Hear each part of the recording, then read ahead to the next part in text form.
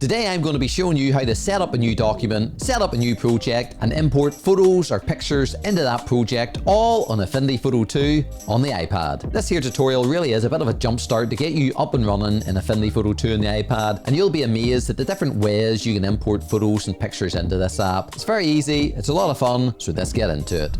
First of all, we'll just tap into Affinity Photo 2 on the iPad. Should only take a few seconds to load up. So the first screen you're going to see is all the projects that I am currently working on or have been working on recently. And in a previous video, I went quite in depth about this here page and project management and saving and grouping projects together. And I've got some good comments about it and it's quite beneficial. Please check that out if you want to know more information about this page. On the left hand side are live documents. This is the live documents page. We've got a new button with lots of different ways to create a new document or new project. We've got open, templates, samples, help. There's different things here which we'll maybe go into in another video, but for today's purposes, we'll click on new document. And the great thing about Affinity Photo 2 is all the different document presets we have. If we start at the top, we've got print, lots of different print sizes, press ready, photo, web, devices, tons of devices, and even architectural.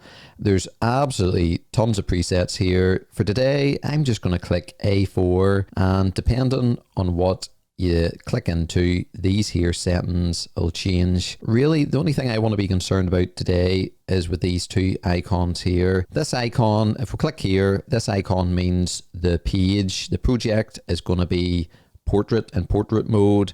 And if we click this icon, it's going to be horizontal. So I want it to be portrait. Everything looks okay. Just tap OK. And that really is how you make a new document. And to bring in a picture or a photo into Affinity Photo, there's a few ways to do that. One way is simply by bringing up the dock, and this is one of my favorite ways actually, by tapping on the Photos app and bringing it to the right hand side. So just tap and hold, bring it over here to the right hand side, and we've got Iron Man, we've got Buzz Lightyear, we've got a cartoon here which I'll talk about in another video at another time. For today's purposes, we'll just tap Buzz and we'll drag him anywhere here, and now the artwork's in Affinity Photo, and you can just flick this wee side menu away, and that's really nice. If you want to have it come back, you can just flick it back again, flick it away. There's something quite nice about that, and that's an iPad feature, not an Affinity Photo feature. Here's our Buzz photo, and if we scale him up, we will snap him into place, and you can see it snaps here with the lines. If yours isn't snapping, it's because you don't have snapping turned on. In the top right hand corner, we've got a magnet icon, and if that magnet icon isn't selected, snapping's not turned on. If we turn it on, you can see straight away it snaps to the sides or to the middle of the document. And normally I keep snapping on. I find it very useful, and in this case A4 is just a little too small, but we'll get more or less all of Buzz in here, and that is looking great. Another way to import the photo is by bringing up the Files app, and it's the same way. You just tap and drag, bring it to the right hand side, and I've got lots of photos here, and it doesn't need to be photos, it can be pictures of different things. Let's see what we'll look at. Oh, this is just for, that's a nice sunrise. Again, we'll just bring that in, and that's a much higher quality photo. That's from Unsplash, and we can do lots of mad stuff like that with that. But I'm just going to delete that layer by clicking delete there, because we're concentrating on Buzz. So we're going to import a photo via the Photos app, the Files app, and if we go to Google Chrome, I have simply beforehand typed in Woody transparent, and I'm looking to add Woody into this poster. He maybe felt left out that he wasn't in Buzz Lightyear the movie, and he wants in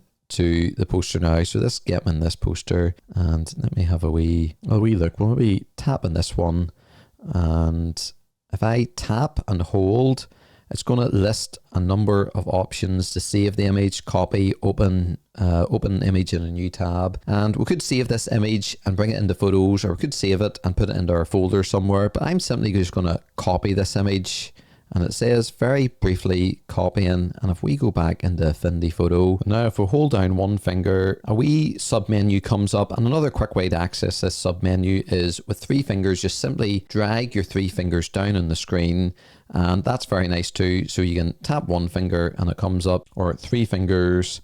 We're simply going to hit paste, And there we have it. Woody, we'll scale him up a wee bit, is now in Affinity Photo 2, and that's a good way of bringing in an image into Affinity Photo. An image like this, we're just wanting to paste it into the project, because otherwise we'd need to save it from Chrome into Photos or into Files app and then drag it in again, and that's okay. But then you've got this picture, you've got this image somewhere else in the iPad, and in this way it cuts out having to save this image somewhere else. It brings it straight into Affinity Photo. And I'll maybe angle Woody up here at the top. There's a little white dot. All these other dots we're going to shrink them and we're going to make them go out of proportion, but we'll not do that. 2 fingers to undo. Always 2 fingers on the screen will undo an action, and 3 fingers on the screen will redo that action. So the dots in the corner will scale, but this dot here at the top, it'll actually rotate Woody, and by clicking 1 finger down, it'll actually rotate Woody in increments of 15 degrees. So I'll maybe, let me see, we'll have him peeking in here as if to say, remember me? How could we forget you, Woody? So let's see how that's looking. That's not too bad. And we'd obviously need to color correct that if we were putting that in, but that doesn't look too bad. Another way to import a photo is by coming up here to the 3 lines and down to place. And again, it's very much like just bringing up this dock and going to the Photos icon or the Files icon. We can go to, and I'll maybe place from Files, and that's just brought up a screen, and I can go into any folder I want. See, I already went to Files here. iOS has remembered I was looking at photos not that long ago, and again we can bring in that sunset that we had a while ago. And you might be saying, Andrew, the sunset's not there. A quick message flagged up to say you have to drag your finger, and if we simply drag our finger, if by magic our sunset's in, and that's quite nice. We'll try it again because it is pretty cool. Again, 2 fingers to undo.